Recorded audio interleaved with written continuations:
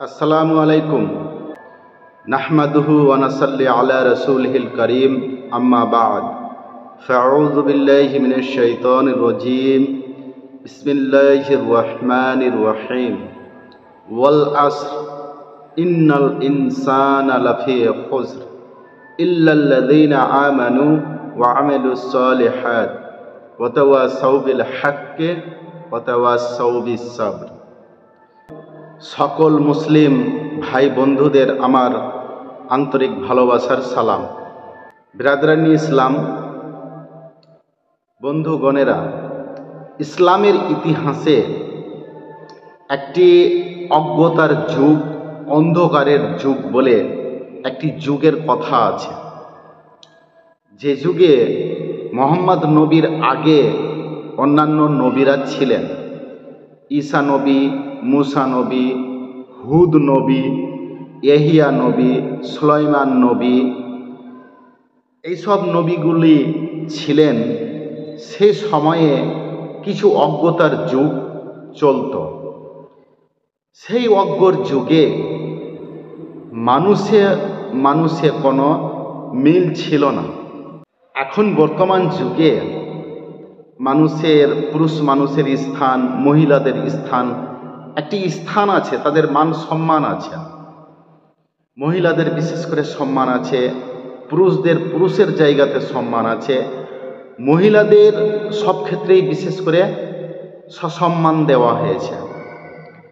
মুহাম্মদ নবী নবুয়ত পাওয়ার পরে এইসব অজ্ঞতার যুগগুলিকে দূর করে, অজ্ঞতার যুগ চলত মানুষের মধ্যে।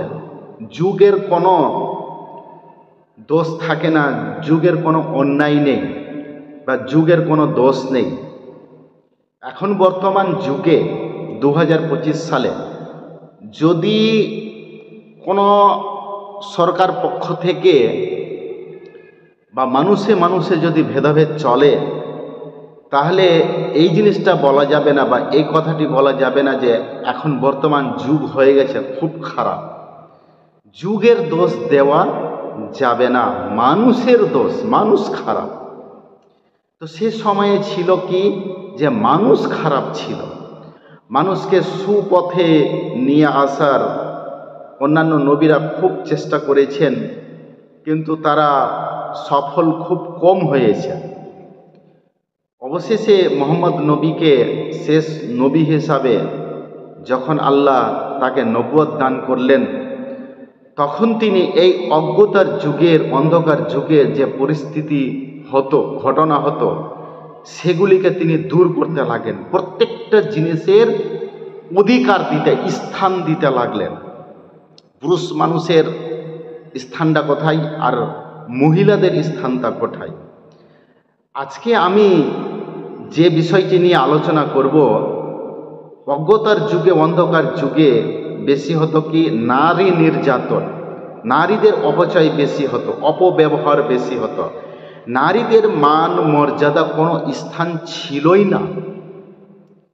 আমরা যদি সেই অজ্ঞতার যুগের ইসলামের ইতিহাস যদি আমরা খুলি, দেখি, তো কীরকম ঘটনা হতো দেখলে অবাক হবেন এবং নিজেকে আফসোস হবে যে হায় আল্লাহ, আমরা এই বর্তমান যুগে কত মান সম্মানের সহিত আমরা বসবাস করছি। সেই যুগে মানুষের, মহিলাদের কোনো স্থান ছিল না। এখন বর্তমান যুগে আমার বোন কোনটা, আমার মা, মাসি, পিসি, স্ত্রী, মেয়ে, প্রত্যেকটা মহিলাদের একটি সসম্মান আছে, স্থান আছে, তাদেরকে অধিকার দেওয়া হয়েছে। যে যেরকম পজিশনে আছে সেরকম তাকে স্থান দেওয়া হয়েছে, তাকে সম্মান দেওয়া হয়েছে। সেই অজ্ঞতার যুগে, অন্ধকার যুগে কোনো স্থান ছিল না। বর্তমান যুগে আমরা আমাদের স্ত্রীর সঙ্গে, স্বামী স্ত্রী যেরকম ব্যবহার হয়, সেরকম ব্যবহার তার মেয়ের সঙ্গেও হতো, সেরকম ব্যবহার তার বোনের সঙ্গে হতো, সেরকম ব্যবহার তার মাসি, পিসি, তার মায়ের সঙ্গে হতো। কিছুই তফাৎ ছিল না তাদের মধ্যে, সব একই নজর।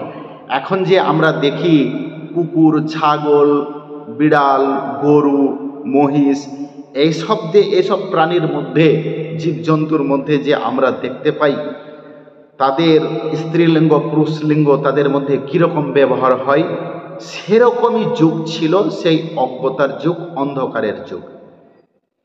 সেই যুগে ধীরে ধীরে এই যুগগুলিকে কাটিয়ে নবী স্থান দিলেন মহিলাদের এমন অবস্থা হতো, দুর্দশা হতো। কারো বাড়িতে যদি কোনো একটি মেয়ে জন্মগ্রহণ করে নেই, তাহলে সেই বাড়িতে তার মানে স্ত্রী পুরুষের, বাচ্চাটির বাবা মায়ের মুখ কালা হয়ে যেত। কি করব? মায়েদের মুখ কালা হয়ে যেত, চিন্তিত হতো যে এখন আমার মেয়ের জন্ম হয়েছে, তাকে তো বাঁচানো মুশকিল। বা এমনও হতো যে কোনো গর্ভবতী মহিলা বাচ্চা হওয়ার হওয়া অবস্থা, কিছুক্ষণের মধ্যে যেমন প্রসব বেদনা শুরু হয়, জ্বালা শুরু হয়, তো আমরা ডাক্তারের ব্যবস্থা করি, হসপিটালের ব্যবস্থা করি, এরকম যে আমরা ব্যবস্থা করি, তো সেরকম যখন প্রসব বেদনা শুরু হতো তখন সেই মহিলাকে বাড়ির বাইরে নিয়ে গিয়ে একটা গর্তর কাছে রেখে দিত, গর্তর সম্মুখে রাখতো বা কোনো জায়গায় রেখে তার পাশে একটা গর্ত করত, গর্তর পাশে তাকে রেখে দিত। যখন বাচ্চাটি ভূমিষ্ঠ হতো, তো যদি দেখা যেত যে মেয়ে জন্মগ্রহণ করেছে, তাহলে সঙ্গে সঙ্গেই সেই মেয়ে বাচ্চাটিকে সেই গর্ততে দিয়ে মাটি দিয়ে লেবেল করে দেওয়া হতো। এরকম অনেক ঘটনা হতো। জিন্দা মেয়েদেরকে, কোনো মেয়ে হয়তো জীবিত আছে, 4 বছর 5 বছর হয়ে গেছে, 6 বছর হয়ে গেছে, সেসব মেয়েদেরকে তার বাবারা বেড়াবার নাম করে, কোনো আত্মীয়র বাড়িতে বেড়াতে যাবে, এরকম বেড়াবার নাম করে বাড়ি থেকে নিয়ে গিয়ে মাঠে ঘাটে ফাঁকা ময়দানে গর্ত করে তাকে সেই মাটিতে গর্ততে ফেলে দিয়ে মাটি ঢেকে দিয়ে চাপা দিয়ে শেষ করে দিত। এত চিৎকার চেতনা, কান্নাকাটি করত, কিন্তু সেই সময়ের মানুষের এমন যে হৃদয় ছিল, তাদের অন্তরে কিছুই একটু দয়া মায়া কিছুই হতো না। এই অজ্ঞতার যুগ হতো। এখন বর্তমানে মেয়েদের, প্রত্যেকটা মহিলাদের স্থান এই নবী ফিরিয়ে দিয়েছেন। তো অন্ধকার যুগে, অজ্ঞতার যুগে মহিলাদের কীরকম দুর্দশা হতো, এই বিষয়টি নিয়ে কোরআন এবং নবীর সহিহ হাদিস থেকে বিস্তারিতভাবে ব্যাখ্যা করে আমি একটা ভিডিও দেখাচ্ছি।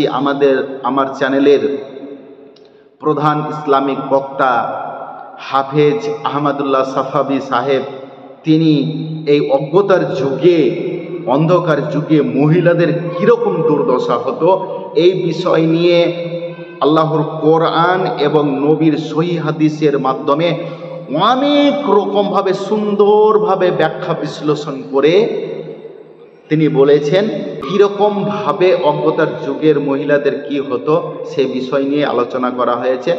দেখেন এবং নিজের হেফাজত করেন।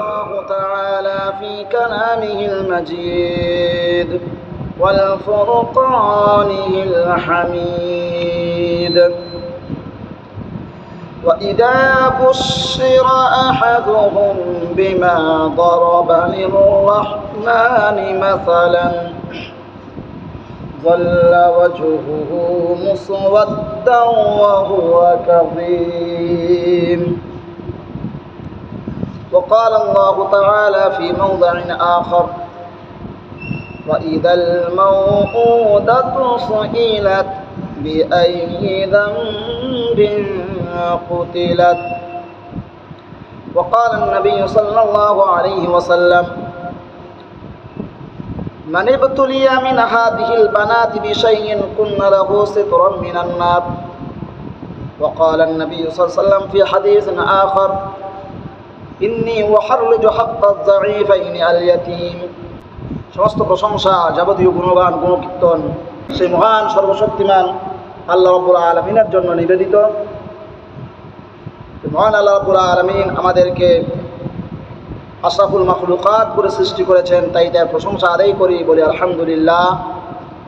তারপরে তার নবীর উপর সহস্র দরুদ ও শান্তির ধারা বর্ষিত হোক। আল্লাহুম্মা সাল্লি আলা আল্লাহুম্মা বারিক আলা। প্রিয় শ্রোতাবিন্দু, আজকে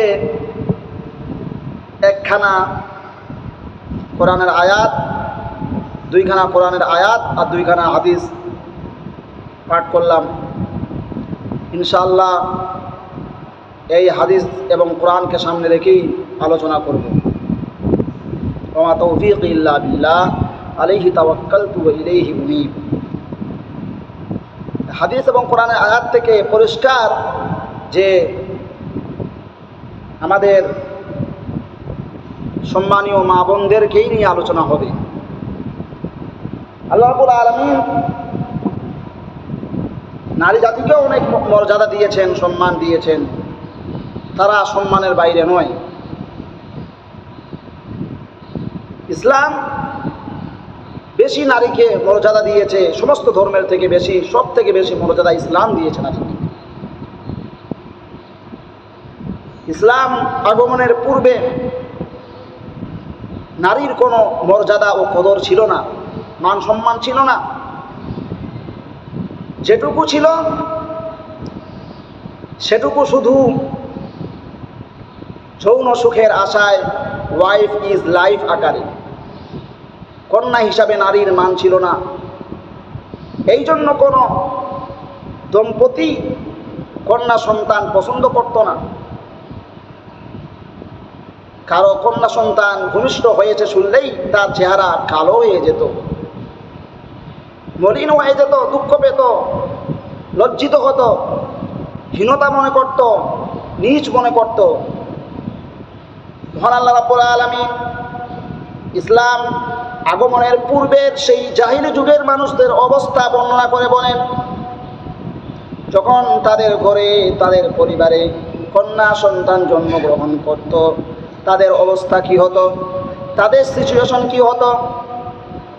আল্লাহ রাব্বুল আলামিন সুন্দর করে বলেছেন, ওয়া ইদা বুশিরা আহাদুহুম বিমা দারাবা লিররহমান মাসালান যাল্লা ওয়াজহুহু মুসওয়াদ্দান ওয়া হুয়া কাযীম। আল্লাহ রাব্বুল আলামিন বলেন, ওরা পরম দয়াময় আল্লাহর প্রতি যে কন্যা সন্তান আরোপ করে, যে আল্লাহ কন্যা সন্তান গ্রহণ করেছেন, এই ইলজাম, এই আরোপটা আল্লাহর উপর দেয়।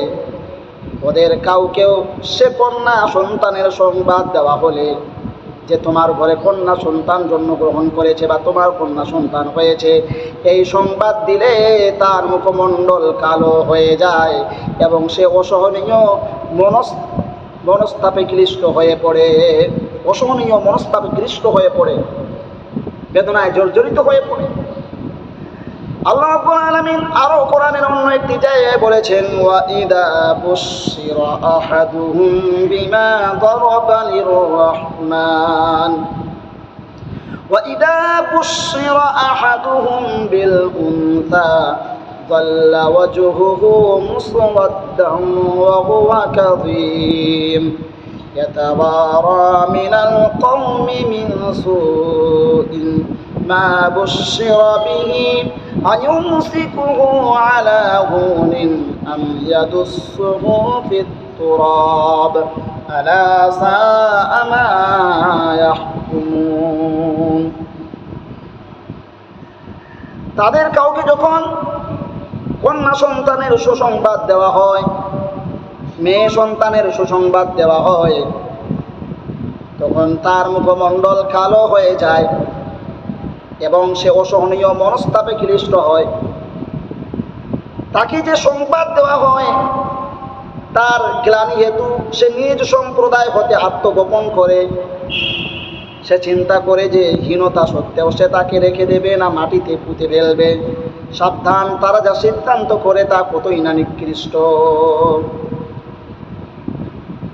কন্যা সন্তান সুসংবাদ পেলে পরে তারা এতটাই এটাকে লাঞ্ছনা মনে করত, গঞ্জনা মনে করত যে তারা নিজের সম্প্রদায় থেকে আত্মগোপন করত এবং চিন্তা করত এই মেয়েটিকেই, মেয়ে সন্তানকে সে জীবিত রাখবে না মাটিতে পুঁতে ফেলবে। নাউজুবিল্লাহ।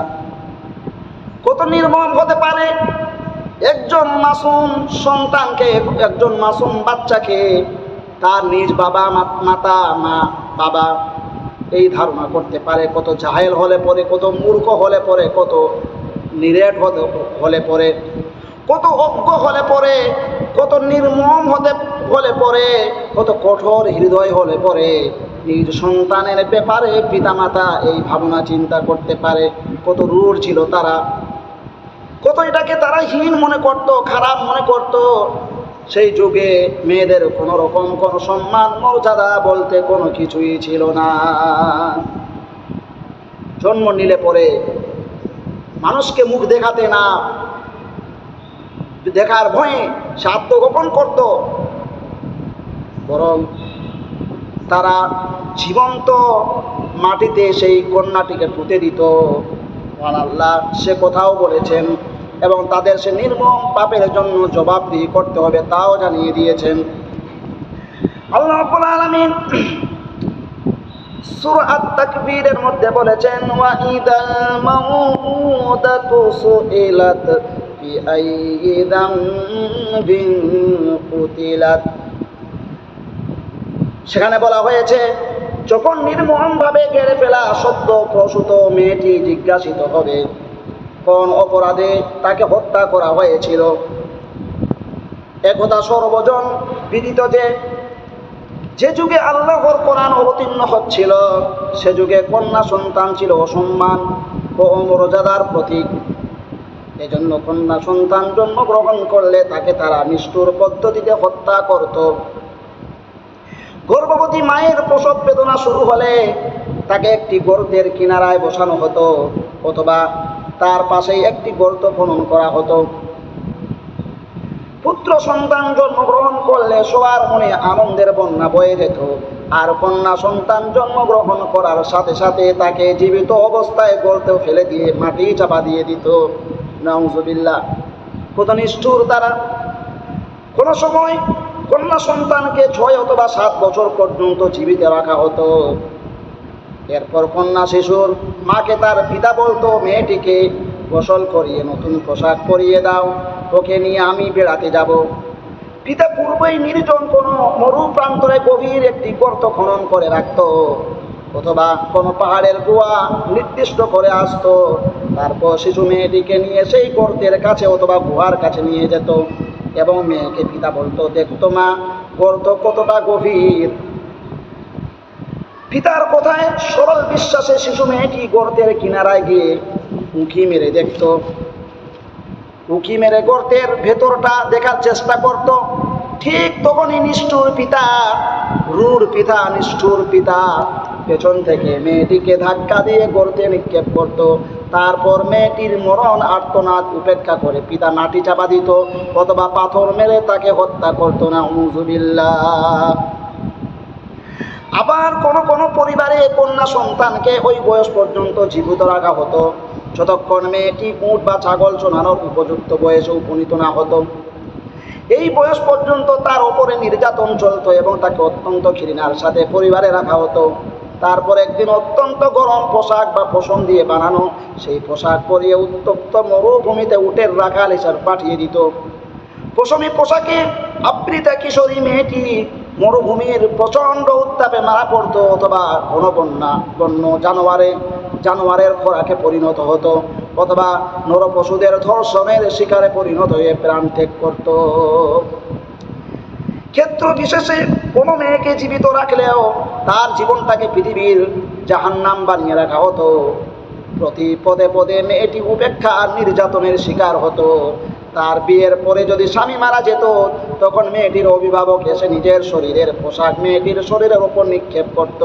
এই পোশাক নিক্ষেপ করার অর্থ এটাই ছিল যে এই মেয়েটি অন্য কাউকে বিয়ে করার অধিকার রাখে না। কখনো মেয়েটির ইচ্ছার কোনো মূল্য নাই। না দিয়ে সেই অভিভাবকই মেয়েটিকে ভোগের পাত্রী বানাতো বা বিয়ে করত, অথবা পুনরায় বিয়ে না দিয়ে মেয়েটির মৃত্যু না হওয়া পর্যন্ত তার ওপরে নির্যাতন চালানো হতো।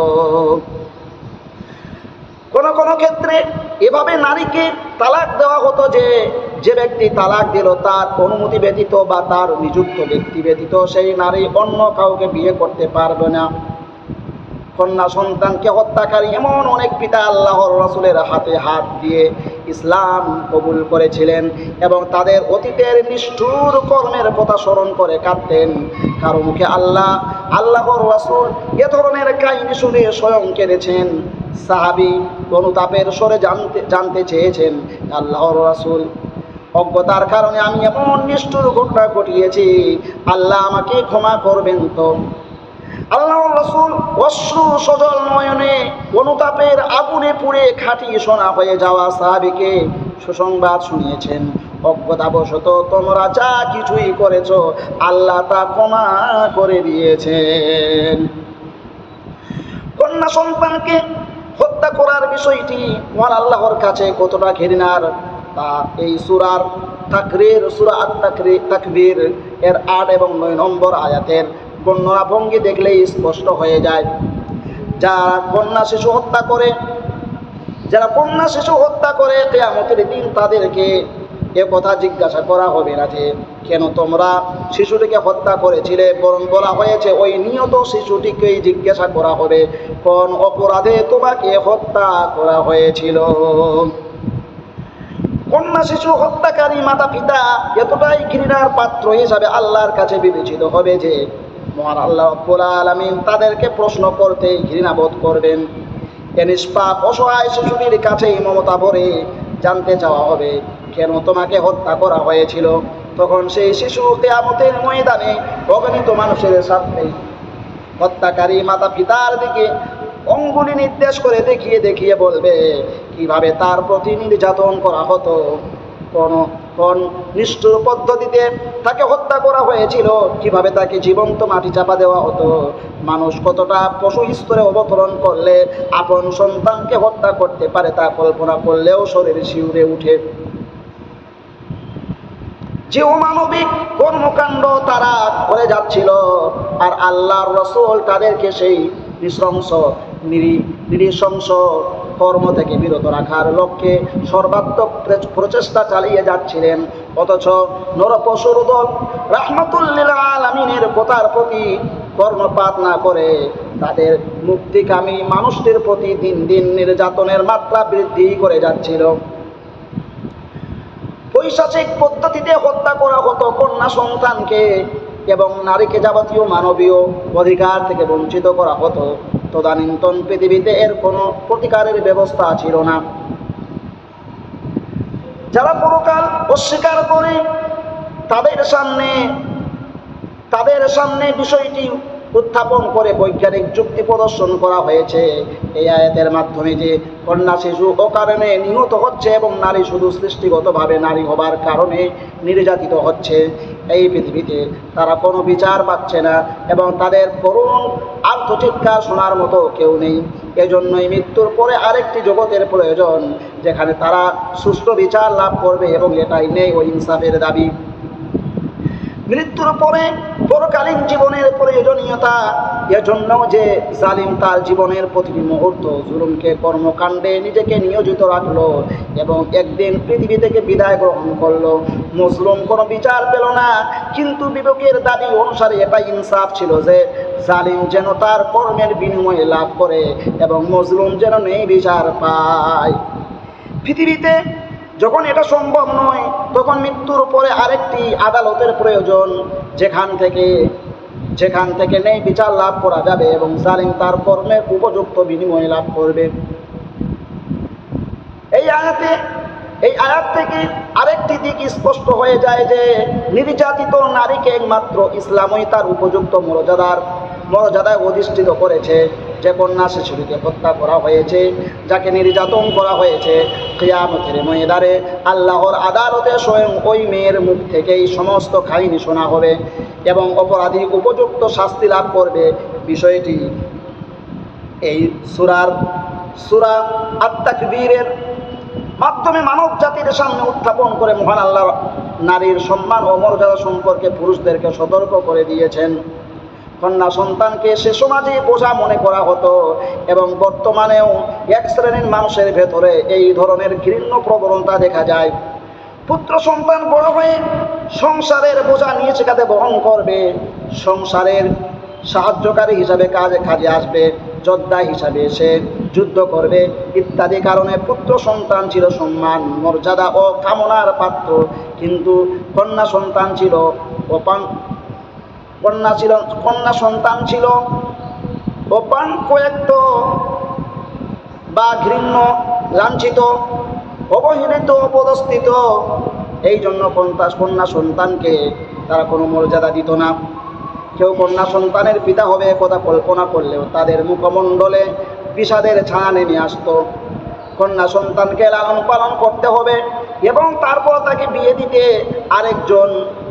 দিতে আরেকজন এসে তার মেয়েকে বিয়ে করে নিয়ে যাবে, এটা তারা একটি অর্থহীন বিষয় বলে মনে করত এবং বিষয়টি তাদের কাছে ছিল একটি বোঝা বিশেষ। আরেকটি বিষয় সে সমাজের প্রতিষ্ঠিত নিয়ম ছিল, যিনি অধিক পুত্র সন্তানের অধিকারী তিনিই হবেন সমাজের নেতা। বিশেষ করে যুদ্ধকালে পুত্র সন্তানদেরকে যোদ্ধা হিসাবে কাজে লাগানো যেত। অপরদিকে কন্যা সন্তান যুদ্ধকালে পুত্র সন্তানদেরকে যোদ্ধা হিসাবে কাজে লাগানো যেত না। কন্যা সন্তান যুদ্ধকালে কোনো কাজেই আসতো না, বরং তাদেরকে রক্ষা করার জন্য পুরুষদেরকে অধিক শক্তি ব্যয় করতে হতো। কারণ এক গোত্রের সাথে যখন আরেক গোত্রের যুদ্ধ শুরু হতো এবং সে যুদ্ধ বংশ পরস্পরায় কয়েক শতাব্দী কাল ব্যাপী চলত, তখন প্রতিপক্ষ আক্রমণ করে যাবতীয় সম্পদের সাথে মেয়েদেরও নিয়ে যেত এবং তাদেরকে দাসী হিসাবে অন্যত্র বিক্রি করে দিত অথবা নিজেরাই দাসী বানিয়ে রাখত। এসব নানা কারণে কন্যা সন্তান ছিল তাদের কাছে অভিশাপের মতো।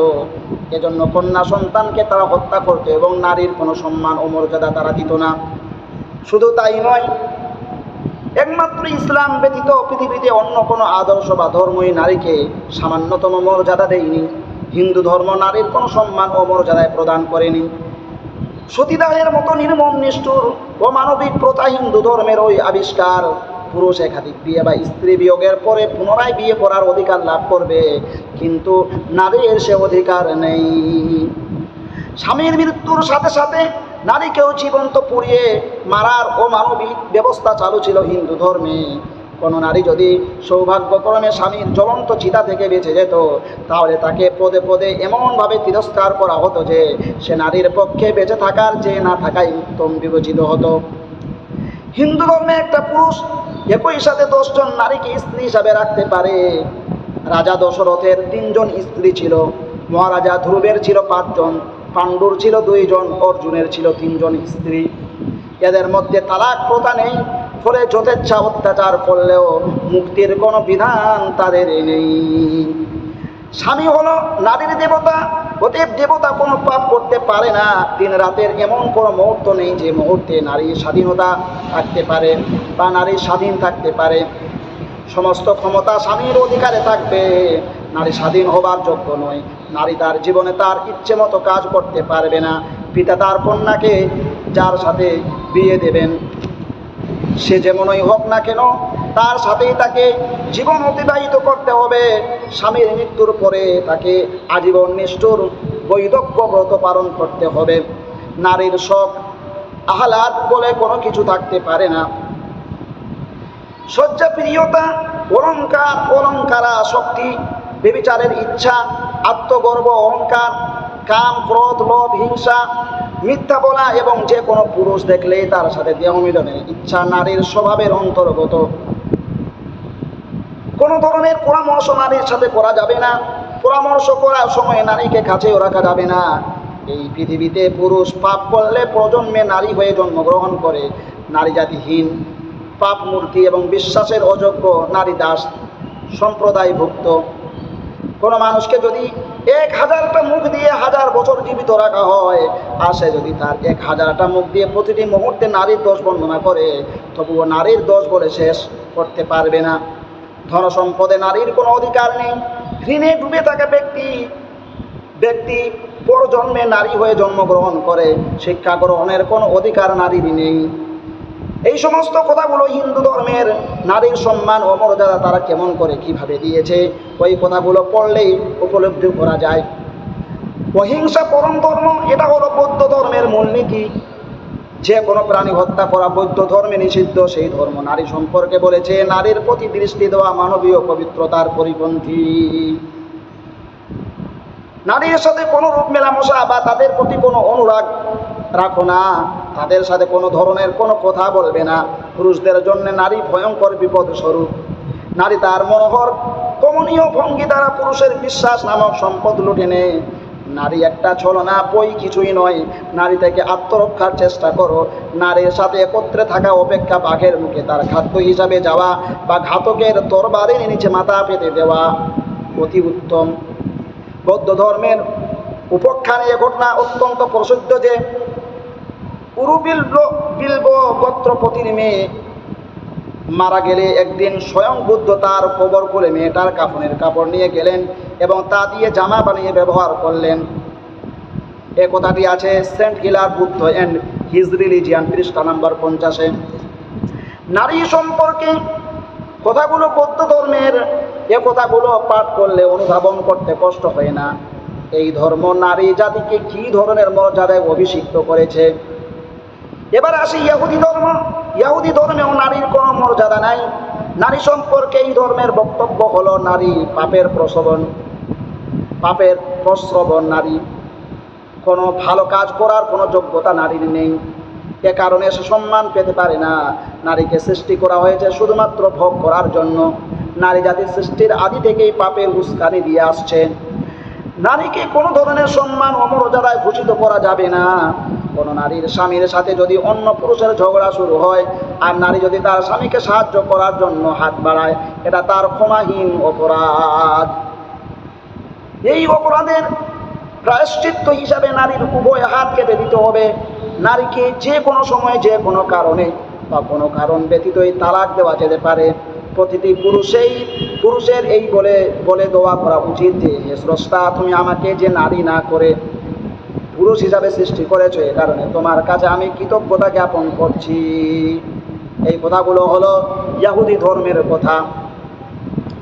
এই কথাগুলো ইহুদি ধর্ম থেকে যদি পাঠ করার পরে আর ব্যাখ্যার দাবি রাখে না যে ইহুদি ধর্ম নারীকে কোন দৃষ্টিতে দেখে।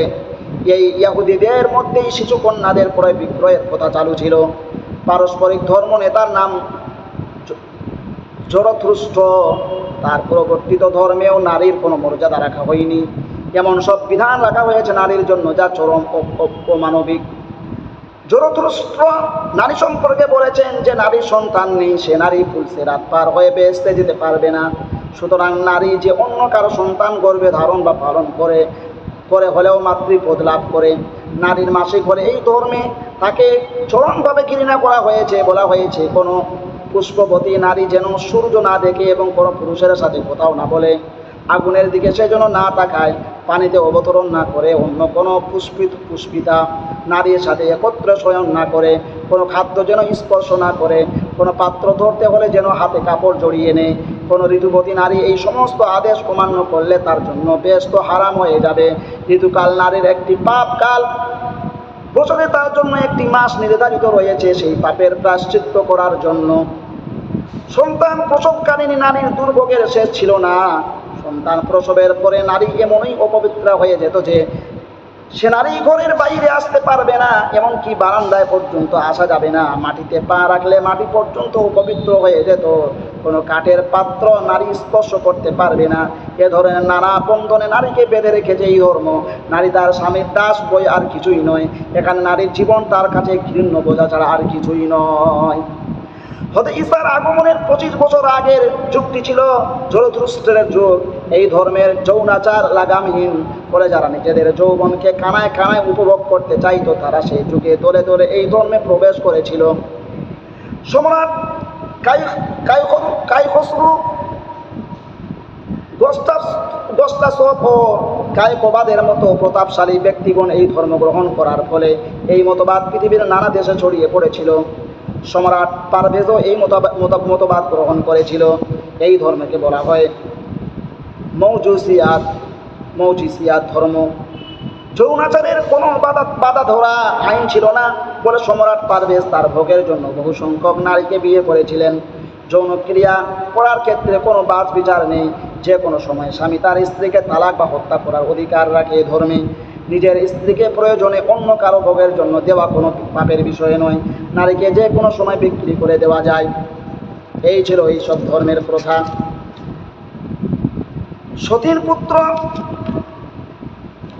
সতীন পুত্র সৎ মাকে ভোগ করতে পারে। এই ধর্মের আরেক ধর্মীয় নেতা মজুকের মত অনুসারে ধন সম্পদ নারী হলো সমস্ত পাপের মূল উৎস। নারী কারো ব্যক্তিগত সম্পদ হতে পারে না। নারী হলো জাতীয় সম্পদ। সুতরাং একা কেউ কোনো নারীকে ভোগ করতে পারবে না। উঠিয়ে দেওয়া হলো বিয়ে প্রথা। ধর্মনেতা মজুকের এই যৌনচারের নীতির সাথে ভারতের ভগবান রজনীশের যৌন নীতির হুবহু মিল দেখতে পাওয়া যায়। পারস্য সম্রাট শাহ কাবাদ এই ধর্ম গ্রহণ করার ফলে তিনি সাম্রাজ্যব্যাপী এই নীতি প্রতিষ্ঠিত করার জন্য নিজের প্রাসাদের প্রতিরক্ষা ব্যবস্থা উঠিয়ে দিলেন। ফলে যে কোনো লোক প্রাসাদে প্রবেশ করে রাজপরিবারের নারীদেরকে ভোগ করতে পারত। সম্রাট নিজেও যে কোনো লোকের স্ত্রীকে ভোগ করতে পারত। খ্রিস্ট ধর্মে নারীর অবস্থা আরও শোচনীয়। নারী মানুষ কিনা বা নারীর আত্মা বলে কিছু আছে কিনা তাই নিয়ে এ ধর্ম সন্দেহ পোষণ করে। নারী হলো সমস্ত পাপের প্রতীক। নারীর রক্ত পবিত্র। নারী হলো ছলনার কন্যা। নারী থেকে দূরে থাকো। নারী শয়তানের শক্তি। নারী অজগর সাপের মতো রক্ত পিপাসু। নারীর ভেতর বিষ আছে। চরিত্র ধ্বংসের মূল শক্তি হলো নারী। নারী হলো শয়তানের বাদ্যযন্ত্র। নারীর স্বভাব বিচ্ছুর মতো কামড়ানো। শয়তানের ডান বাহু হলো নারী। পুরুষের অধীনে থাকবে নারী। নারীর কোনো স্বাধীনতা সত্তা নেই। নারী যদি কোনো পুরুষের শরীর স্পর্শ করে তাহলে সেই পুরুষের সমস্ত পূর্ণ কর্ম বরবাদ হয়ে যাবে। নারী যদি কোনো ভুল করে তবে তা ক্ষমার অযোগ্য। পৃথিবীর কোনো কিছুর ওপর নারীর কোনো অধিকার নেই। নারীর মধ্যে কোনো মানবীয় গুণাবলী নেই। তাদের মধ্যে কোনো চেতনা নেই। তারা মানুষ ও পশুর মাঝামাঝি পর্যায়ের এক বিশেষ প্রাণী। নারীরা আদৌ মানব প্রজাতির অন্তর্ভুক্ত কিনা তা পরীক্ষা করে দেখার জন্য 586 খ্রিস্টাব্দে ফ্রান্সে কয়েকটি কমিশন গঠন করা হয়েছিল। ব্যাপক পরীক্ষা নিরীক্ষা করার পর তারা সিদ্ধান্ত প্রকাশ করেছিল নারীরা মানুষ বটে, তবে পুরুষের সেবা করার জন্যই তাদের সৃষ্টি করা হয়েছে। বর্তমানেও তথাকথিত সভ্য মানুষের মন থেকে নারী সম্পর্কে আপত্তিকর ধারণা বিদায় নেয়নি। নারী মুক্তির নামে নারীকে কৌশলে নির্যাতন করা হচ্ছে। ইতিহাসের দুটো পর্যায়ে নারীরা নির্যাতিত হয়েছে। একবার অন্ধকারাচ্ছন্ন মূর্খতার যুগে, আরেকবার হচ্ছে এই আধুনিক যুগে। অন্ধকার যুগে নারীর ওপর চলত বিভিন্ন কায়দায় নির্যাতন, আর আধুনিক যুগে নারী স্বাধীনতার নামে, নারী মুক্তির নামে নারীদেরকে তাদের স্বীয় মান সম্মান ও উচ্চ আসন থেকে টেনে নিয়ে নামিয়ে আনা হয়েছে। তাদের মর্যাদাকে ভুলণ্ঠিত করা হয়েছে। ইসলামী বিপ্লব পূর্ব ইরানে নারী সম্পর্কে প্রবাদ প্রচলিত ছিল, নারী হলো এক আপদ, তবে কোনো পুরুষ এই আপদহীন নয়। আজও আর্জেন্টিনায় প্রচলিত আছে একটি ভালো দরজার যেমন কাঠ দরকার তেমনি নারীর জন্য কাষ্ঠদণ্ড প্রয়োজন, অর্থাৎ নারীকে পশুর নিয়ে পিটানোর জন্য লাঠি একান্ত প্রয়োজন। ভারতে প্রবাদ বাক্য আছে, নারী হলো নরকের প্রধান প্রবেশ পথ। আমেরিকায় প্রবাদ প্রচলিত, যেখানেই নারী সেখানেই সমস্যা। জার্মানিতে বলা হয়, যখন কোনো নারী মারা যায় তখন এই পৃথিবীর সমস্যা কিছুটা কমে যায়। ফ্রান্সে বলা হয়, নারী হলো পুরুষের সাবান বিশেষ। আয়ারল্যান্ডে বলা হয়, নারী শয়তানকে প্রতারিত করে। রাশিয়ায় বলা হয়, মুরগির বাচ্চা যেমন মুরগি চিনতে পারে না তেমনি নারীকে চিনতে পারে না কোনো পুরুষ। নারী হৃদয় অন্ধকার জঙ্গলের মতো। অস্ট্রেলিয়ায় পশুর পাশাপাশি নারীকে দিয়ে বোঝা বহন করা হতো। খাদ্যের অভাব দেখা দিলে নারীকে হত্যা করে ভক্ষণ করা হতো। 1919 সনের পূর্ব পর্যন্ত অস্ট্রেলিয়ায় নারীগণ কোনো প্রকার সম্পদের অধিকারী হয়নি। 1960 সন পর্যন্ত সুইজারল্যান্ডে ওই একই অবস্থা ছিল নারীর ক্ষেত্রে। ব্রিটেনে 1870 সনে ও জার্মানি 1900 সনের পূর্ব পর্যন্ত নারীর কোনো অধিকার ছিল না। অথচ ইসলাম পৃথিবীতে আগমন করেই নারীর মর্যাদা প্রতিষ্ঠিত করেছে। পুরুষের তুলনায় তাকে 3 গুণ বেশি অধিকার প্রদান করেছে। মানব জাতির অর্ধেক ও গুরুত্বপূর্ণ একটি অংশ হল নারী। তাকে অবহেলা ও উপেক্ষা করে মানব সভ্যতার উন্নতি ও অগ্রগতি সম্ভব নয়। কিন্তু পৃথিবীর অন্য সমস্ত আদর্শ ধর্ম নারীর কোনরূপ মর্যাদা যে প্রদান করেনি তা ইসলাম করেছে, আমরা তা জানতে পারলাম। আল্লাহ নবী জনাবে মুহাম্মদুর রাসূলুল্লাহ সাল্লাল্লাহু আলাইহি ওয়াসাল্লাম নারীকে অনেক মর্যাদা দিয়েছেন, শরীয়ত অনেক মর্যাদা দিয়েছে, ইসলাম নারীকে অনেক মর্যাদা দিয়েছে। আমার বন্ধুগণ, এই জন্য কন্যা সন্তানকে যারা হত্যা করে সেই কন্যাটিকে জিজ্ঞাসা করা হবে, ওয়া ইদাল মাউউদাতু সুইলাত বিআইয়ি যামবিন কুতিলাত।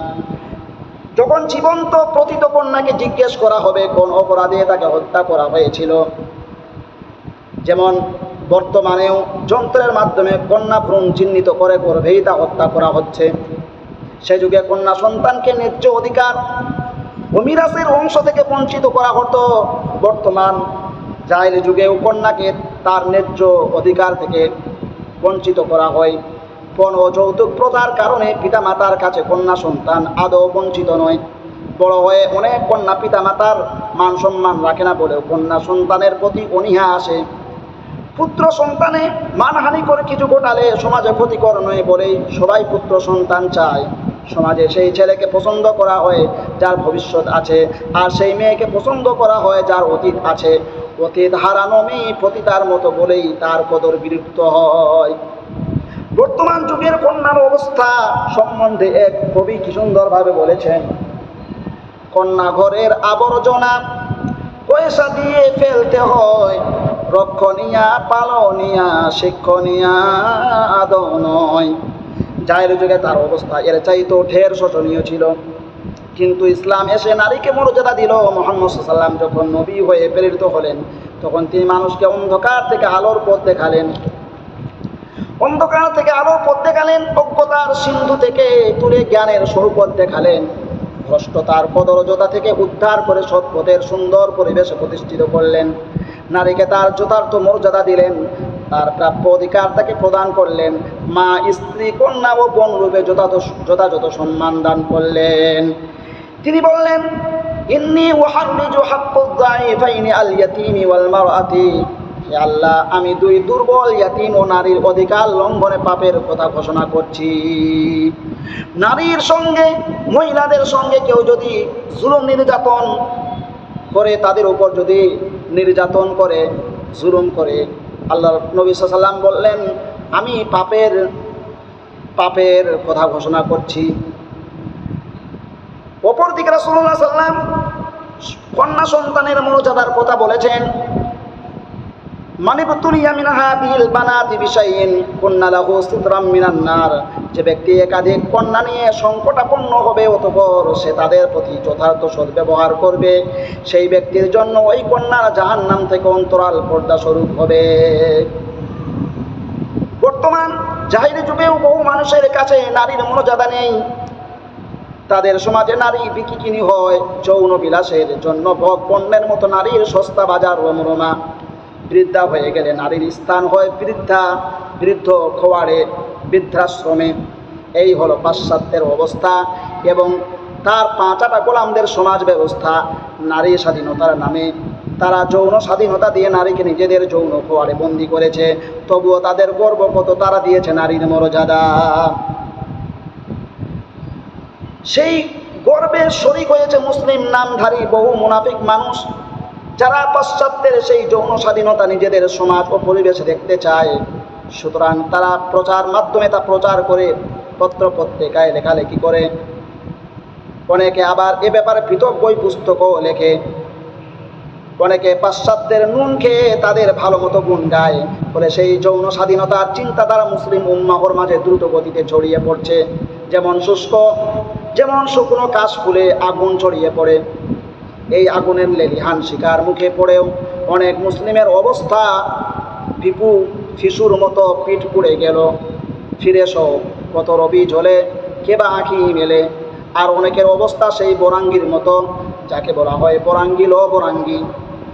তোর ঘর পুড়ছে যে, সে বলল পুরুষকে আমার বরাঙ্গ তো পুড়েনি। অনেকে বলে কত কি মানা যায়, অনেকে অগ্নিতে ঘৃতাহুতি করে, অনেকের চিরাগ ধরে অন্ধকার, অনেকে মাথার টুপি ঠিক রেখে চলে, কিন্তু বউয়ের মাথায় কাপড়ের কথা খেয়াল করে না। বিদেশি আগ্রাসনের পর থেকে পাশ্চাত্যের পরস্পরদার পরিবেশকে কদর্য পরিগণিত করেছে। পুরুষ মহলের চাকরির লোভ মহিলাদেরকে পর্দা অবজ্ঞা করতে বাধ্য করছে। যৌথ শিক্ষা প্রতিষ্ঠানে উদ্ভিন্ন যৌবনারা পর্দাকে মন থেকে ছিন্ন করে ফেলছে। নারীবাদী লেখক লেখিকারা নারী স্বাধীনতার নামে জোরায়ু স্বাধীনতার প্রচার প্রসারে পর্দার নিন্দা করে চলেছেন।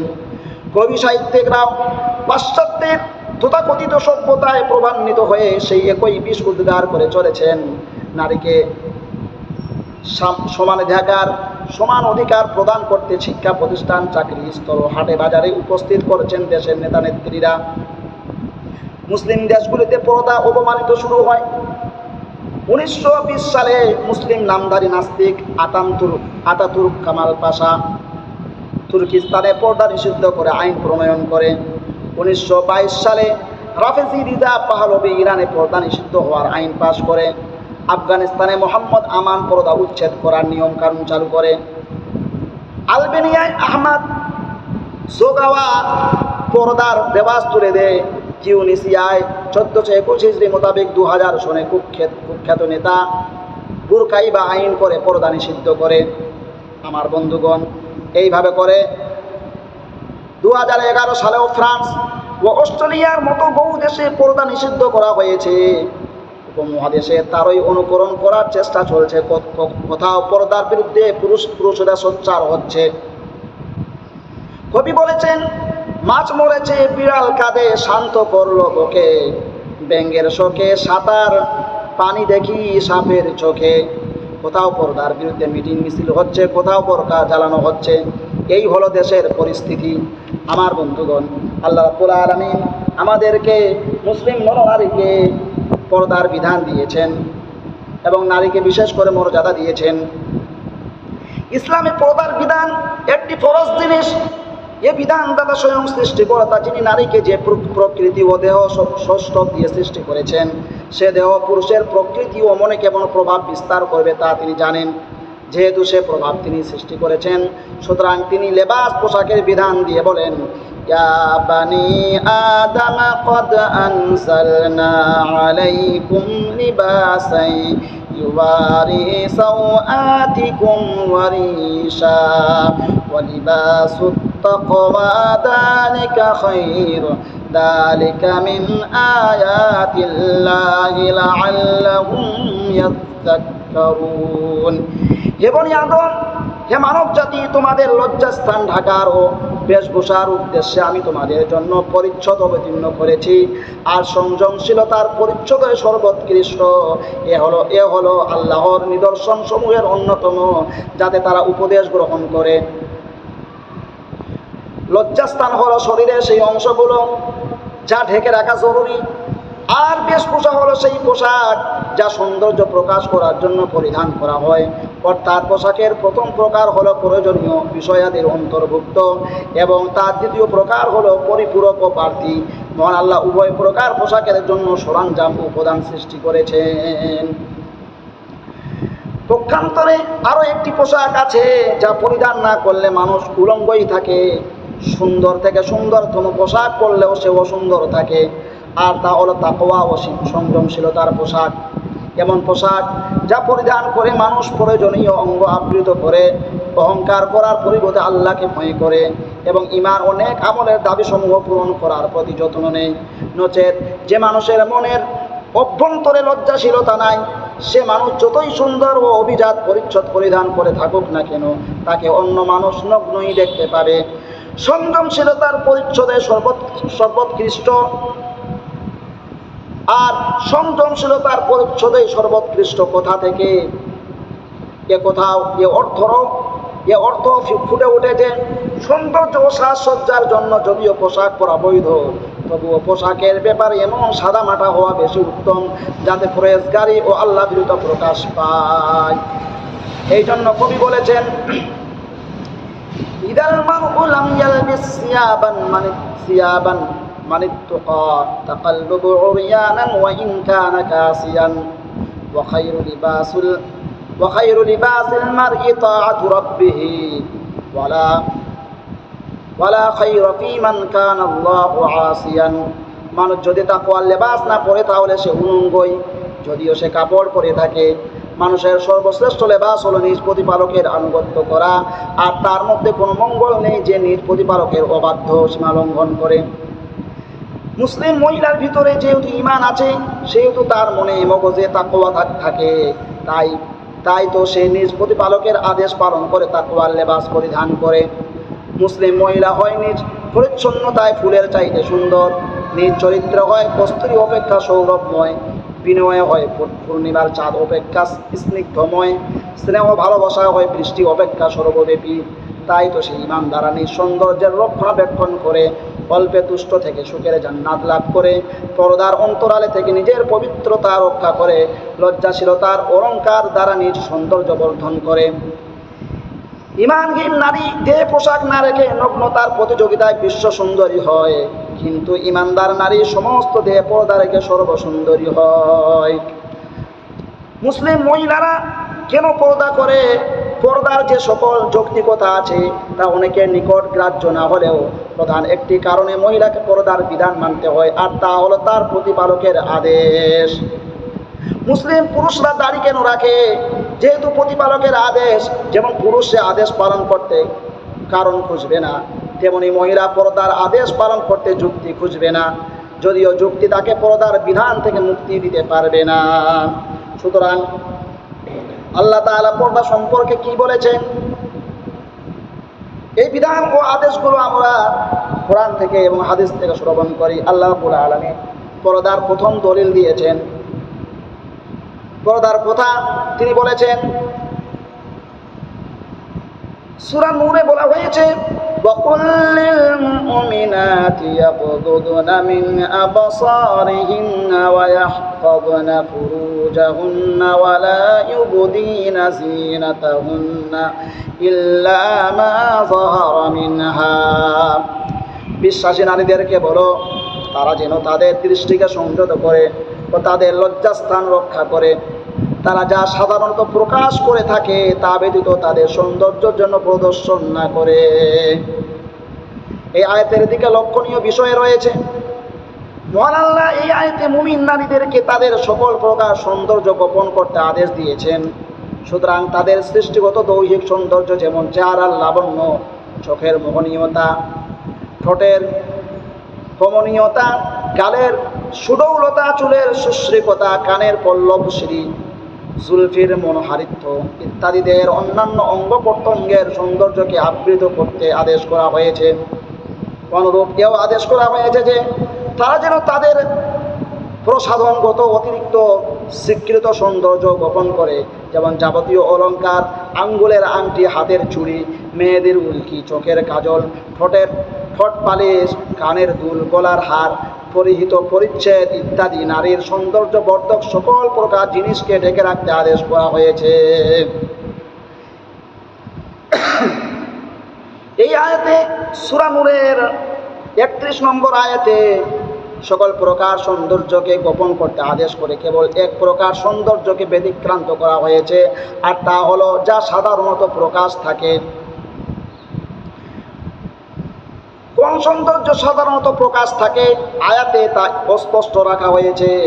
কোরআনের অন্য আয়াত অথবা কোনো হাদিসে সে অস্পষ্টতার কথা স্পষ্ট করা হয়নি।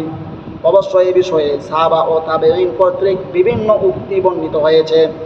তা সহি হলে অবশ্যই অস্পষ্টতা দূরীভূত হতো, কিন্তু সেসব উক্তি সহি নয়, বরং পরস্পর বিরোধী। অতএব সেসব উক্তির দিকে ভ্রুক্ষেপ না করে আমরা ওই সৌন্দর্যের কথা অস্পষ্টই রাখবো, যেহেতু আয়াতে তা অস্পষ্ট রাখা হয়েছে। আর মহান আল্লাহ রাব্বুল আলামিন বলেছেন, فَإِن تَنَازَعْتُمْ فِي شَيْءٍ فَرُدُّوهُ إِلَى اللَّهِ وَالرَّسُولِ। যদি কোনো বিষয়ে তোমাদের মধ্যে মতভেদ ঘটে তাহলে সে বিষয়কে আল্লাহ ও রাসূলের দিকে ফিরিয়ে দাও।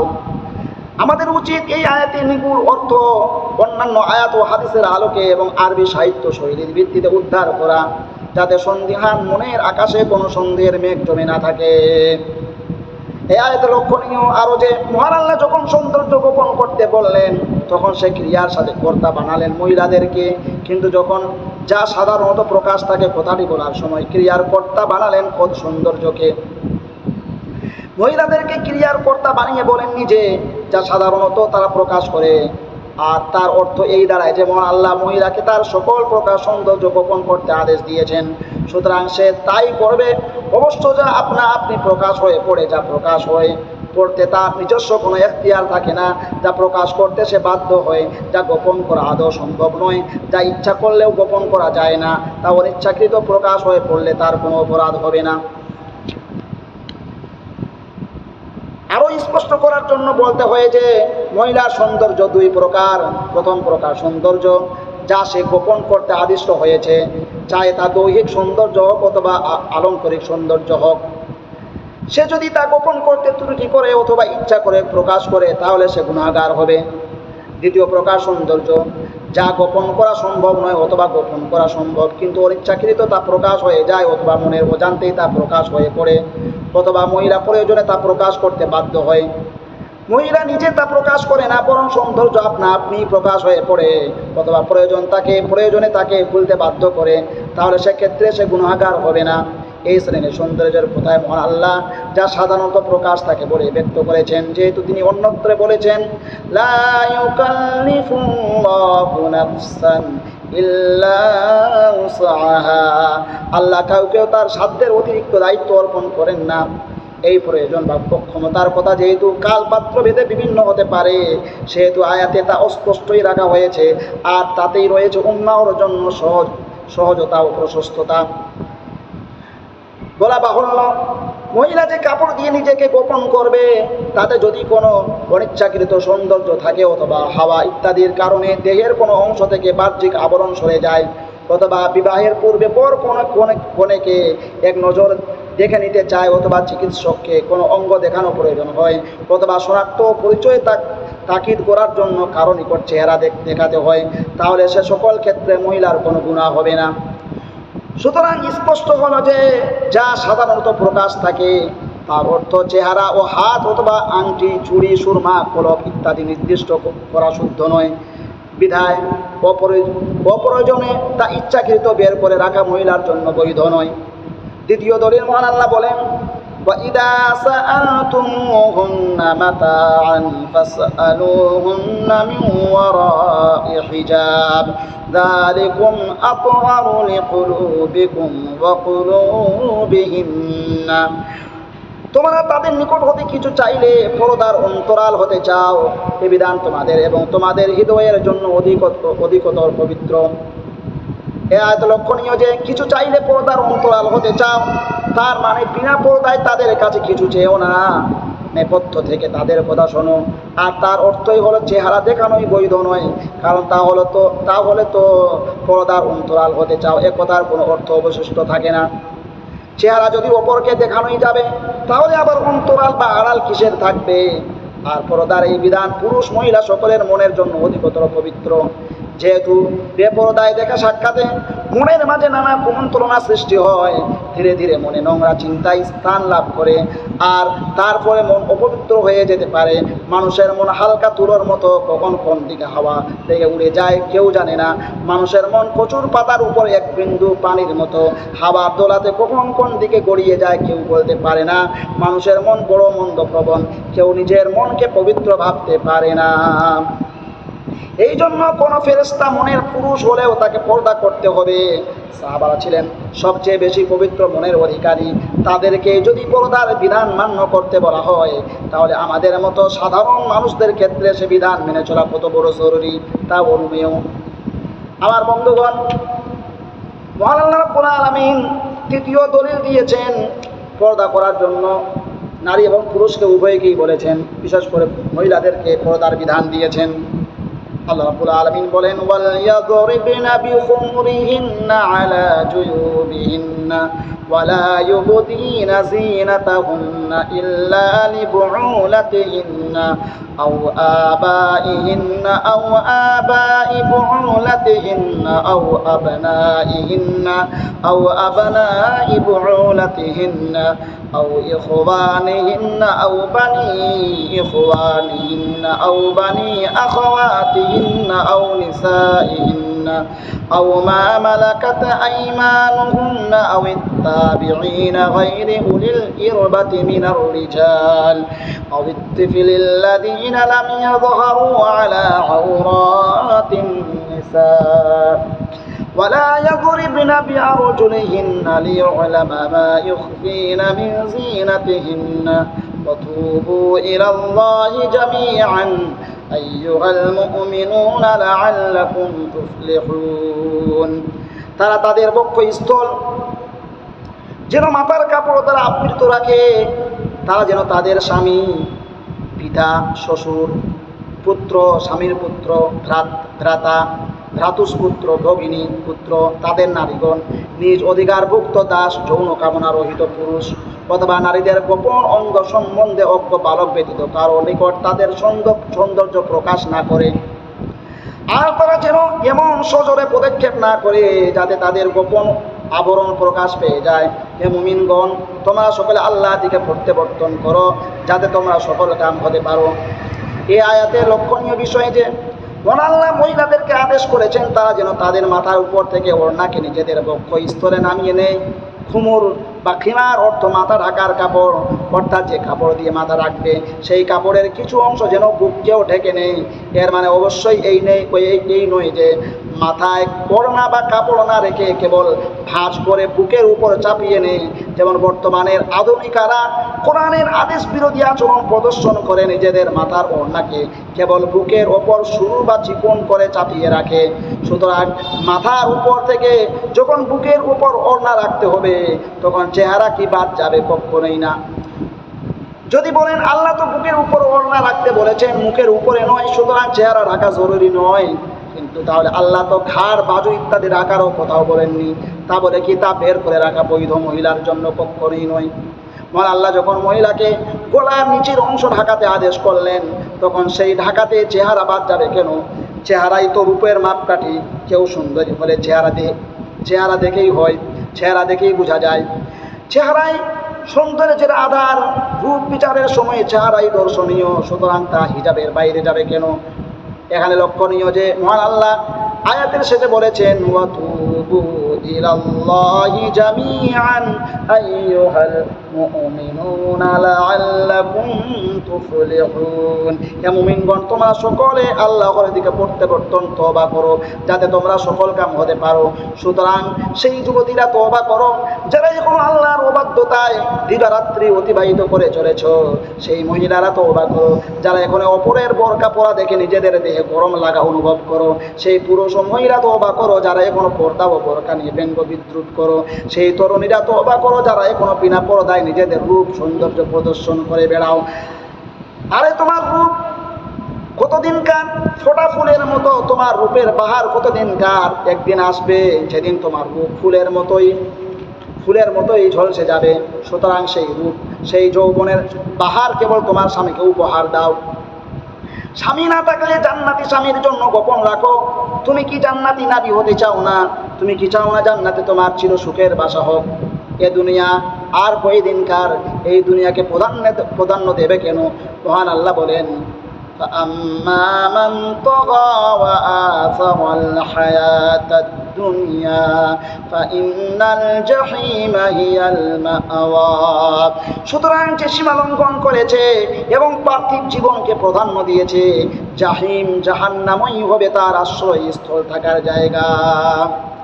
পক্ষান্তরে وأما من خاف مقام ربه ونهى النفس عن الهوى فإن الجنة هي المأوى। পক্ষান্তরে যে স্বীয় প্রতিপালকের সামনে উপস্থিত হওয়ার ভয় রেখেছে এবং কুপ্রবৃত্তি হতে নিজেকে বিরত রেখেছে, জান্নাতই হবে তার আশ্রয়স্থল, থাকার জায়গা। চতুর্থ দলিল, পর্দার বিধান। আল্লাহ রাব্বুল আলামিন বলেছেন ওয়াল কাওয়াইদু মিনান নিসাইল লাতি লা ইয়ারজুনা নিকাহান ফালাইসা আলাইহিন্না জুনাহুন আন ইয়াদ'আনা থিয়াবাহুন্না গায়রা মুতাবাররিজাতিন বিজিনাতিন আন ইয়াস্তা'ফিফনা খায়রুল লাহুম ওয়াল্লাহু সামিউন আলিম। বৃদ্ধ নারী যারা বিবাহের আশা রাখে না তাদের জন্য অপরাধ নেই যদি তারা তাদের সৌন্দর্য প্রদর্শন না করে তাদের বহির্বাস খুলে রাখে, তবে এ থেকে তাদের বিরত থাকাই তাদের জন্য উত্তম। আর আল্লাহ সর্বশ্রোতা সর্বজ্ঞ। এই আয়াতে লক্ষণীয় বিষয় হলো যে মহিলারা বিবাহের আশা রাখে না, অর্থাৎ তাদের এই কামনা নেই যে তারা স্বামী গ্রহণ করবে, অথবা পুরুষেরা তাদেরকে দেখে এ কামনা করে না যে তারা তাদেরকে স্ত্রী বানাবে, কিংবা বৃদ্ধা হয়ে যাওয়ার পরে যে মহিলাদের মনে যৌন অনুভূতি লুপ্ত হয়ে গেছে, তারা যদি বহির্বাস বোরকা চাদর খুলে রাখে তাহলে দোষ বা গুনাহ হবে না।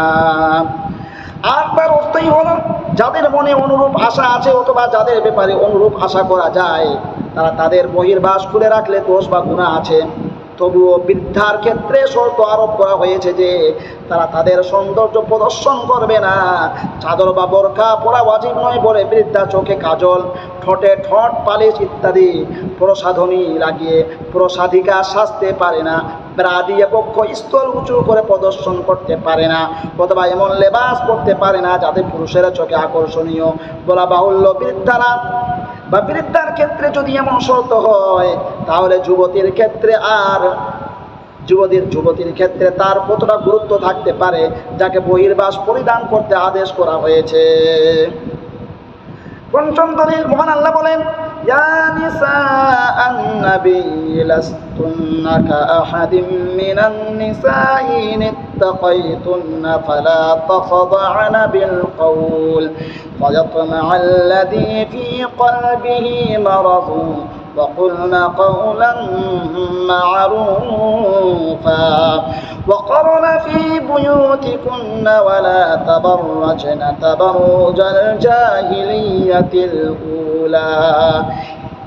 হে নবীর স্ত্রীগণ, হে নবী পত্নীগণ, তোমরা অন্য নারীদের মতো নও। যদি তোমরা আল্লাহকে ভয় করো তবে পুরুষের সাথে কোমল কণ্ঠে এমনভাবে কথা বলো না যাতে অন্তরে যার ব্যাধি আছে সে প্রলুব্ধ হয়। আর তোমরা সদালাপ করো, স্বাভাবিকভাবে কথা বলো, তোমরা স্বগৃহে অবস্থান করো এবং প্রাক ইসলামী জাইলি যুগের মতো নিজেদেরকে সৌন্দর্য প্রদর্শন করো না। এই আয়াতে লক্ষণীয় যে বিষয়গুলো সেটা হলো আল্লাহ তাআলা যেরূপভাবে নারী জাতির দেহ বৈচিত্র্যে পুরুষের জন্য যৌন আকর্ষণ সৃষ্টি করেছেন, যা থেকে হেফাজতের বিশেষ নির্দেশ দেওয়া হয়েছে যাতে নারী পুরুষের জন্য ফিতনার কারণ না হয়ে পড়ে। অনুরূপভাবে তিনি নারীদের কণ্ঠস্বরেরও প্রকৃতিগতভাবে মন কেড়ে নেওয়ার ক্ষমতা, কোমলতা ও মধুরতা রেখেছেন যা পুরুষকে নিজের দিকে আকর্ষণ করতে থাকে। সুতরাং সেই কণ্ঠস্বর ব্যবহার করার ব্যাপারেও এই নির্দেশ দেওয়া হয়েছে যে পুরুষের সাথে বাক্যলাপের সময়, কথা বলার সময় মহিলা ইচ্ছাপূর্বক এমন কণ্ঠ ব্যবহার করবে যাতে কোমলতা ও মধুরতার পরিবর্তে সামান্য শক্ত ও কঠোরতা থাকে, যাতে ব্যতিগ্রস্ত অন্তর বিশিষ্ট লোক কণ্ঠের কোমলতার কারণে তাদের দিকে আকৃষ্ট না হয়ে পড়ে এবং তাদের মনে কুবাসনার সঞ্চার না হয়। যদি তোমরা আল্লাহকে ভয় করো বলে আল্লাহ তাআলা ইঙ্গিত করেছেন যে এই কথা এবং অন্যান্য নির্দেশাবলী যা বর্ণনা করা হয়েছে তা মুত্তাকি নারীদের জন্য যারা আল্লাহকে ভয় করে, কারণ তাদের ওই আশঙ্কা থাকে যে যাতে তাদের আখিরাত বরবাদ না হয়ে যায়। পক্ষান্তরে যাদের হৃদয় আল্লাহর ভয় শূন্য তাদের সাথে এই নির্দেশনাবলীর কোনো সম্পর্ক নেই, তারা কখনোই এর পরোয়া করবে না।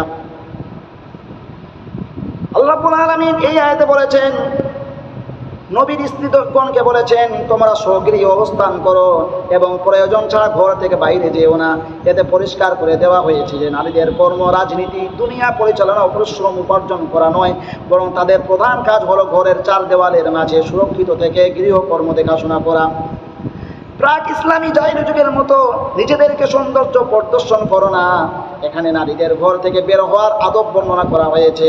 যদি প্রয়োজনে বাড়ি থেকে বের হতে হয় তবে তারা যেন সাজসজ্জা করে বাইরে না যায়, কিংবা এমনভাবে বের না হয় যাতে তাদের সৌন্দর্য প্রকাশ পায়, যেমন বেপরদা হয়ে যেন এমনভাবে বের না হয় যাতে তাদের মাথা, চেহারা, ঘাড় ও বুক ইত্যাদি পুরুষের দৃষ্টি আকর্ষণ করে, বরং সুগন্ধি ব্যবহার না করে সাধারণ পোশাকে আবৃত হয়ে পর্দার সাথে যেন বের হয়। তাবাররুজ এর অর্থ হলো বেপরদা হওয়া, সৌন্দর্য প্রকাশ ও প্রদর্শন করা। কোরআন একথা স্পষ্ট করে দিয়েছে যে তাবাররুজ, পর্দাহীনতা হলো জাহিলি যুগের প্রথা, যা ইসলামের পূর্বে ছিল এবং ভবিষ্যতে যখন তা বেছে নেওয়া হবে তখন তা জাহিলি প্রথায় গণ্য হবে। তার সাথে ইসলামের কোনো সম্পর্ক নেই। তাতে তার নাম যতই সুন্দর ও মনোলোভা, নারী স্বাধীনতা, নারী প্রগতি, সভ্যতা ইত্যাদি রাখা হোক না কেন, তা তাবাররুজের মধ্যে গণ্য হবে। তাবাররুজ অর্থ বেপরদা, নগ্নতা। যদিও আধুনিক যুগের নগ্নতা দেখে জাহিলি যুগের মহিলারা লজ্জা পাবে, যেহেতু বর্তমান যুগের দৃষ্টি আকর্ষক ও চিত্তকর্ষী ফ্যাশন, নানা মডেল ও সেক্সি লেবাস জাহিলি যুগে ছিল না। তাবাররুজ নারীর দৈহিক সৌন্দর্য, যেমন চেহারা, ঘাড়, চুল, স্তন বা তার কিছু অংশ, গলার নিচের অংশ, পিঠ বা তার কিয়দ অংশ, পেট ও নাভির নিচের অংশ, জাং ও পায়ের লোলা বা তার কিছু অংশ বের করে রেখে পুরুষকে প্রদর্শন করা। তাবাররুজ চলার ভঙ্গিমাতে পুরুষদের দৃষ্টি আকর্ষণ করা, যৌন বেদনাময়ী ও লালসাময়ী ভঙ্গিতে চলাফেরা করা তাবাররুজ বলা হয়। সেন্ট ব্যবহার করে, বাজনাদার অলঙ্কার পরে বাইরে যাওয়া তাবাররুজ বলা হয়। পাতলা, খাটো বা টাইট ফিট লেবাস পরে বাইরে যাওয়া তাবাররুজ বলা হয়। নানা প্রসাধন রঙে রঞ্জিত হয়ে দৃষ্টি আকর্ষক পোশাক পরে বাইরে যাওয়া, বেলেল্লাপনা, বেহাপনা, অসংযত বেসামাল পোশাক পরে বাইরে যাওয়া, এগুলো থেকে আমাদেরকে বাঁচতে হবে। নারী জাতিকে আল্লাহ রাব্বুল আলামিন সম্মান দিয়েছেন, মর্যাদা দিয়েছেন, তো তাদেরকে সম্মান ও মর্যাদা দেওয়া হয়েছে পর্দার ভেতরে থেকে। পর্দার মধ্য থেকে নারী সম্মান পাবে, মর্যাদা পাবে। যদি পর্দাহীন হয়ে যায়, যদি নারীরা যদি নগ্ন হয়ে চলাফেরা করে, পর্দা যদি না মানে, তাহলে নারীর মর্যাদা থাকবে না। যেমন জাহিলি যুগে কোনো নারীর মর্যাদা ছিল না, ঠিক এই অবস্থায় নারীরা চলে আসবে। আজকে যা আমরা দেখছি, যখন আমরা মিডিয়া বা সোশ্যাল মিডিয়া লক্ষ্য করছি, অমুক জায়গায় নারীকে হত্যা করা হয়েছে, অমুক জায়গায় নারীকে ধর্ষণ করা হয়েছে, অমুক জায়গায় অমুক হচ্ছে। এরা কেন হচ্ছে? নারীদের দোষে হচ্ছে।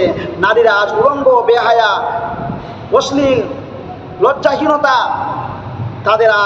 তারা কোনো পরোয়া করে না, নিজের শরীরের কোনো পরোয়া করে না। তারা মনে করে আমার দেহ, আমার সেটা, আমি স্বাধীন, আমি যেভাবেই চলাফেরা করি। কিন্তু না, আমার মা বোনেরা যদি জানতো যে পর্দা বা লজ্জাশীলতা এটা কত বড় একটা বিষয়, যার জন্যই আমাদের সম্মান মর্যাদা পৃথিবীতে রয়েছে, তাহলে কখনোই তারা এইভাবে ঘোরাফেরা করতো না। আমার বন্ধুগণ, এই আয়াতে উম্মুল মুমিনিনদের মানে রাসূলদের স্ত্রীদেরকে সম্বোধন করে বলা হয়েছে। তাদের ব্যাপারে হলেও এই আয়াতের মধ্যে সকল উম্মতের মুমিনা মহিলাদেরকে সম্বোধন করে আল্লাহ রাব্বুল আলামিন এখানে আমাদেরকে আদেশ করেছেন। সর্বশ্রেষ্ঠ ও সাধারণ মহিলাদেরকে যদি এই আদেশ দেওয়া হয়, তাহলে সাধারণ মহিলাদেরকে আদেশ অবশ্যই করা হয়েছে, কারণ তাদের মধ্যে হৃদয়ের ঈমান, তাকওয়া ও পবিত্রতা কম।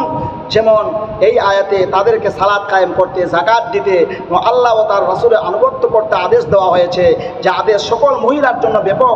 তাছাড়া মহান আল্লাহ বলেন, لقد كان لكم في رسول الله أسوة حسنة لمن كان يرجو الله واليوم الآخر وذكر الله كثيرا। তোমাদের মধ্যে যারা আল্লাহ ও পরকালকে ভয় করে এবং আল্লাহকে অধিক স্মরণ করে, তাদের জন্য রাসূলুল্লাহ সাল্লাল্লাহু আলাইহি সাল্লামের চরিত্রের মধ্যে উত্তম আদর্শ রয়েছে। সুতরাং প্রত্যেক মুমিন ও মুমিনার জন্য আল্লাহর রাসূল সাল্লাম ও তার পত্নীগণ একমাত্র আদর্শ। মুসলিম মহিলা পর্দা ও পরেজগারিতায় তাদেরই অনুসরণ করবে। তাছাড়া পরবর্তী যুগে এমন সময় আসবে, এমন কাল আসবে, এমন সময় আসবে, পর্দা না করার কারণে, নিজেকে ঢাকিয়ে না চলার কারণে, অশ্লীল বেহায়া লজ্জাহীনতা করে নেওয়ার কারণে এমন সময় আসতে পারে মহিলারা সেই সময় আর কোনো মর্যাদা পারবে না। যেমন জাহিলি যুগে তাকে জীবিত প্রতীত করে দিত, মাতা পিতা তাকে জীবিত অবস্থায় মেরে ফেলত। সেই সময় আসবে, এমন সময় আসবে যখন মেয়েদের জন্ম নেওয়াকে মাতা পিতা লজ্জার কারণ মনে করবে। এই সময়টা যেন না আসে, এই যুগটা যেন না আসে, এই জন্য আমাদেরকে পর্দা করে চলতে হবে। লজ্জাশীলতা নিজেদের মধ্যে কায়েম করতে হবে, নিজেদের মধ্যে তৈরি করতে হবে। আল্লাহ রাব্বুল আলামিন আমাদেরকে শোনার থেকে বেশি করে আমল করার তৌফিক দান করুন। সকলে বলুন আমিন। আসসালামু আলাইকুম ওয়া রাহমাতুল্লাহি ওয়া বারাকাতুহু।